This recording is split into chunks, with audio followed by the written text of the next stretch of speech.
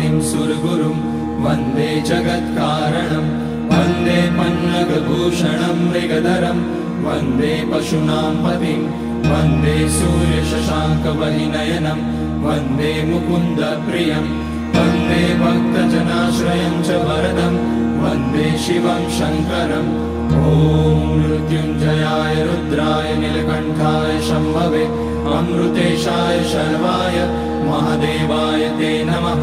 नमस्तेऽस्तु भगवन् विश्वेश्वराय महादेवाय त्र्यम्बकाय त्रिपुरान्तकाय त्रिकाग्निकालाय कालाग्निरुद्राय नीलकण्ठाय मृत्युञ्जयाय सर्वेश्वराय सदाशिवाय श्रीमान् महादेवाय नमः। ॐ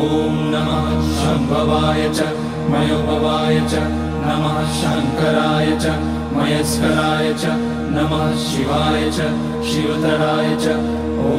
त्र्यम्बकं यजामहे सुगन्धिं पुष्टिवर्धनम् उर्वारुकमिव बन्धनान् मृत्योर्मुक्ष्यमामृतात् नागेन्द्रहाराय त्रिलोचनाय भस्माकराय महेश्वराय नित्याय शुद्धाय दिगम्बराय तस्मै नकाराय नमः शिवाय मन्दाकिनी सलिलचन्दनचर्चिताय नन्दीश्वर प्रमथनाथ महेश्वराय मन्दारपुष्य बहुपुष्य सुपूजिताय तस्मै मकाराय नमः शिवाय शिवाय गौरीवदनाब्जवृन्द सूर्याय रक्षाध्वरनाशकाय श्रीनीलकण्ठाय वृषध्वजाय तस्मै शिकाराय नमः शिवाय वसिष्ठकुम्भोद्भगौतमार्य मुनीन्द्रदेवार्चितशेखराय चन्द्रार्कवैश्वानरलोचनाय तस्मै वकाराय नमः शिवाय